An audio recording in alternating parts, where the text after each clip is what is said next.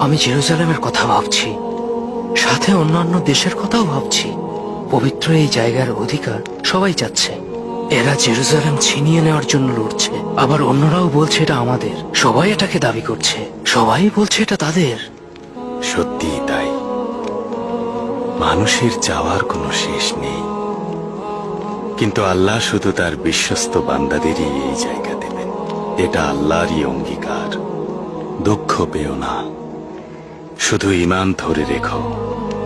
জোর করেও কেউ এই জায়গার মালিক হতে পারবে না। যদি কেউ লড়াই করে সেই জায়গা দখলও করে, তাহলে সে শুধুমাত্র দখলদার হতে পারবে, আর কিছু না। যারা এরকম কঠিন সময়েও নিজেদের রিপুকে দমন করতে পারে, জয় তাদেরই হয়। যে যত বেশি দয়াশীল হতে পারবে, এই পবিত্র ভূমি তারই। অন্যায়কারীদের যত খুশি অবিচার করতে দাও। ভালো মন্দ সব কাজের হিসাব আল্লাহর কাছে লেখা থাকে। যেমনটা হযরত ইউসুফ আলাইহিস সালামের নাম আল্লাহর ওয়ারাকাতে লেখা আছে।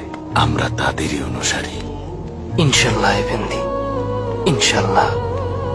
চলো এবার ওঠা যাক। অনেকটা সময় বিশ্রাম করা হয়েছে। জি এফেন্দি। আলেপ্পোর কথা খুব মনে পড়বে। এটা এতদিনে নিজের দেশের মতোই হয়ে গিয়েছিল।